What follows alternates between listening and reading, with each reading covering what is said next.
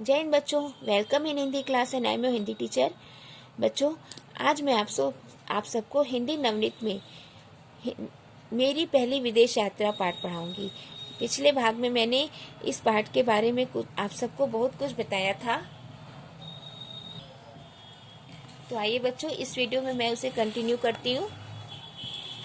दोपहर का भोजन करके हम लोग कुछ दूर, यानी बच्चों कैरो के अजायब घर से निकले थे ना लेखक, तो बहुत ही उदास थे। डॉक्टर राजेंद्र प्रसाद बहुत ही उदास थे।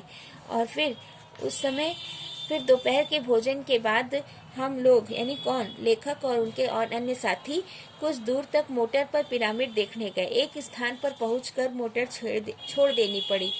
ऊँटों पर सवार होकर पिरामिडों तक जाना पड़ता था। ये चित्र देख रहे बच्चों, ये पिरामिड होते हैं। मेरे लिए ऊँट की सवारी बिल्कुल नहीं थी क्योंकि मैं कभी ऊँट पर चढ़ा भी नहीं था। बच्चों, इन पिरामिडों पर जाने के लिए किसकी सवारी करनी पड़ती थी? ऊँटों की। और पहली बार, यानी जो डॉक्टर राजेंद्र प्रसाद के लिए पहला मौका था जब वो ऊँट पर बैठे थे। पिरामिडों के नज़दीक जाकर देखा, वे बहुत ही ऊंची चौखुटी इमारतें थीं। हमारे देश में जैसे ईंटों का पजावा बनता है, वैसे ये पत्थरों के बहुत बड़े बड़े चौरस टुकड़ों के बने हैं। पजावे की तरह ही नीचे की चौड़ाई अधिक और ऊपर की ओर कम होती है। ईंटों का पजावा छोटा होता है, पर पिरामिड बहुत बड़े और ऊंचे होते हैं। इनमें लगी एक एक ईंट मेरे अनुमान से 5 हाथ लंबी होती है। 5 हाथ लंबी होगी। इसी के अनुपात में इनकी चौड़ाई और मोटाई है। एक एक ईंट काट कर न जाने कितने दिनों तक इतनी बड़ी इमारत तैयार हुई होगी। यहाँ कितने गरीबों ने अपनी जिंदगी का कितना समय लगाया होगा, और यह सब किसी एक राजा के नाम को उसके मरने के बाद भी कायम रखने के लिए किया गया था। नाम तो अब केवल पुस्तकों में ही रह गया है। मतलब बच्चों, ये सब पिरामिड जब बने होंगे तो जिन मजदूरों ने बनाया होगा, उन्होंने अपनी पूरी जिंदगी लगा दी होगी, तब जाकर ये पिरामिड तैयार हुए होंगे। और जिस राजा ने अपने नाम के लिए उन्हें बनवाया, वह मरने के बाद ही जाने जाते होंगे। इन पिरामिडों को जो देखता होगा, वो उन्हें मरने के बाद ही उन्हें याद करता होगा। नाम तो अब केवल पुस्तकों में ही रह गया है। कैरो के बाद अब लेखक जो है कहाँ गए? स्फिंक्स गए। स्फिंक्स एक अजीब सी चीज थी, जिसका मुंह मनुष्य का और शरीर जो है दानव का था। एक बहुत बड़ी मूर्ति उस रेगिस्तान में इसी शक्ल की बनी पड़ी थी। सुनते हैं, प्राचीन काल में यह प्रश्नों के उत्तर देती थी, पर यह जो कुछ कहती थी उसका अर्थ समझना कठिन होता था। अब ये बातें तो नहीं है, पर यह मूर्ति अवश्य उस काल का स्मरण कराती है। बच्चों, ये स्फिंक्स है। स्फिंक्स में क्या होता था? एक अजीब चीज जिसका मुंह तो मनुष्य के जैसा था, किंतु शरीर जो है दानव के जैसा था। और इसकी एक विशेषता क्या थी कि जब कोई इससे प्रश्न करता था तो यह उत्तर देती थी, और जो भी कुछ कहती थी उसका अर्थ समझना कठिन हो जाता था। बच्चों, संध्या के समय वापस आकर हम लोग कौन? लेखक यानी डॉक्टर राजेंद्र प्रसाद रेल पर सवार हुए और रात के 11 बजे पोर्ट सहित पहुंचे। जहाज वहां पहुंच गया था। खाना पीना रेल में ही हो गया था, इसलिए हम जाकर अपने अपने कमरों में सो गए।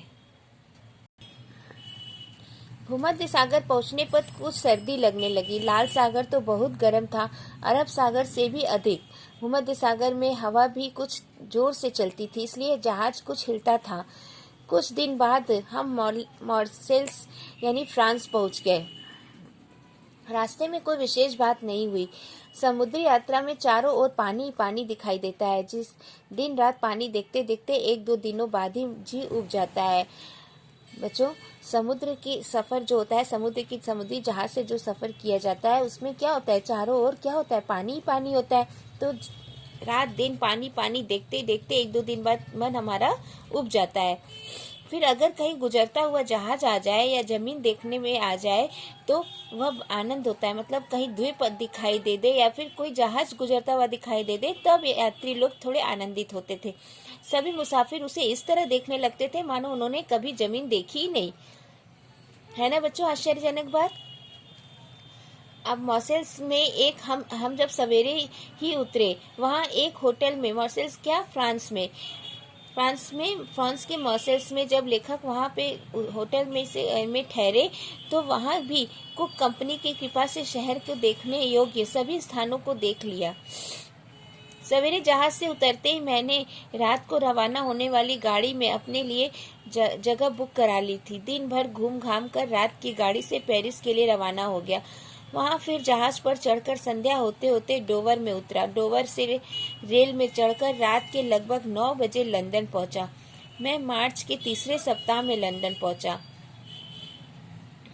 पर वहाँ अभी काफ़ी सर्दी थी। मतलब बच्चों मार्च का मौसम में क्या हो जाता है, मार्च में तो गर्मी आ जाती है ना, और तीसरा सप्ताह यानी कि अप्रैल से एक सप्ताह पहले तो वहाँ पर अभी भी क्या थी, सर्दी थी। स्टेशन पर पहले से ही वहाँ पहुँच गए एक मित्र मिल गए। मैं सीधा उस मकान में चला गया जो पहले ले लिया गया था। वह गोल्डर्स ग्रीन में था।